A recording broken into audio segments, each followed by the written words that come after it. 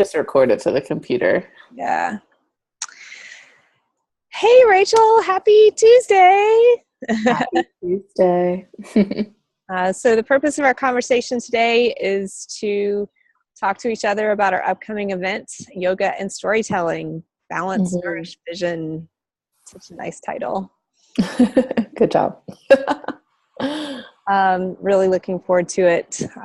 Today, I actually got to go see Brene Brown, who is one of my storytelling heroes. Do you know Brene Brown? I do, and I love her. I think I mentioned this to you before, but I have a signed copy of The Gifts of Imperfection, which was kind of her first book, I think. You did not tell me this. That's so exciting. Okay. Yeah. I love That's her. great. Awesome. Yeah.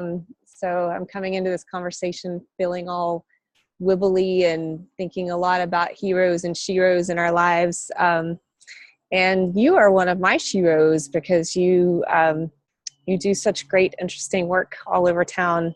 And I'm excited to work with you in this really awesome new way. So I thought it would be interesting for us to talk to each other and help the folks who might be interested in coming to this event know what we value in each other's work, kind of that like hello from the other side kind of idea. Yes. I'm really excited to do that a little bit. Hello from the other side. Who is that? Adele? Adele, yes. She tells good stories too. Does she? I've never seen her live. In her songs. Oh, yes, indeed. I thought maybe you'd seen her live or something. No, her songs they do tell like really beautiful stories. Yeah. Mm-hmm. Okay. Me first or you? I think you first. Okay. Me first. So maybe just talking about storytelling and what it means to me. Yeah. Yeah. Well, I guess I don't do any like formal storytelling in terms of like being on stages or anything like that, although I will be soon, which I'll have to tell you about. Oh.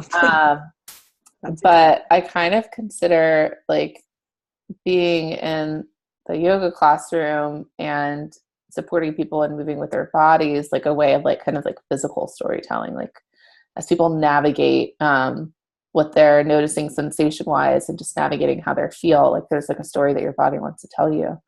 But besides that, one of my favorite things to do is to tell the stories of Hindu mythology because they're so layered, and I love metaphor, and I love storytelling as a way and an opportunity for us to connect with universal themes that we can then see through our own personal experience. And so like reading a story in the Hindu pantheon, like almost everyone can identify with some sort of challenge or triumph that you see through storytelling. And that's why I think it's like very, really very powerful to be able to, like I was saying, take that universal idea and kind of go like, how does this apply to me personally?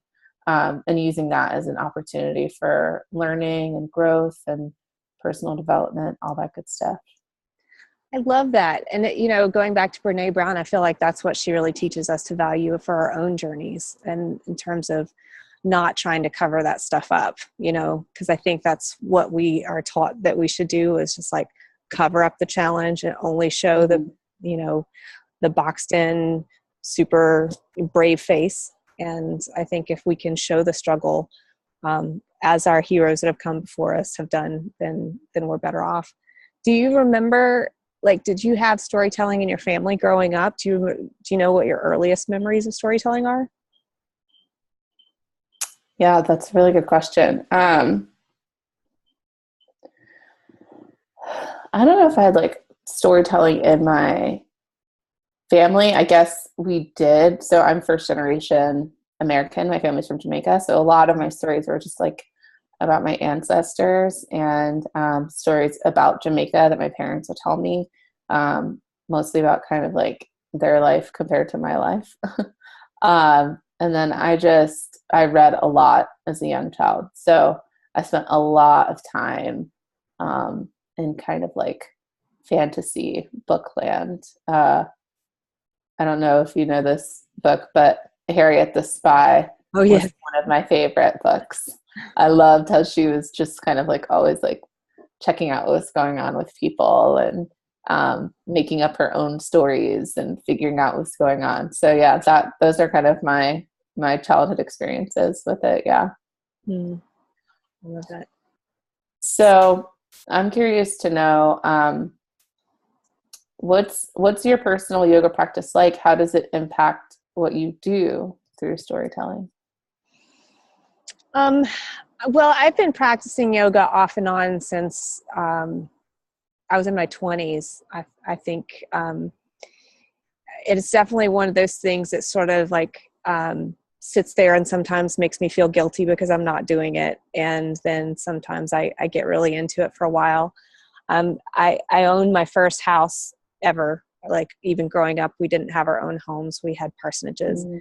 And so when I went out looking for a house, I knew that I wanted to have a space in the house that would have a specific place that felt right to do yoga in. And that would invite me to do it more than I was doing it before. And I found a great space for that. And in fact, I've even had yoga classes here at my house, which has been really nice. And I think that you could say the same for storytelling. Like there have been times when I've danced away from the heat and the power of my story and my ability to tell stories. And there have been other times when I've stepped more fully into that, and I have invited other people into that in terms of, now that it's my profession. And I feel like for me, yoga is it's about challenging yourself and sitting quietly in your power. And storytelling is just another manifestation of that. That's maybe a little more public, but it's all about your journey. Yeah, I love that for sure. Yeah. And I love the fact that we're bringing those two things together in this event. I think it just really makes a lot of sense. And how do you see the two of them coming together in not just in this event, but in our lives? Yeah. Um, I think what makes sense to me, I guess I'd kind of go back to like what I was mentioning about the story that your body is trying to tell you when you practice. Mm-hmm. And I imagine that when,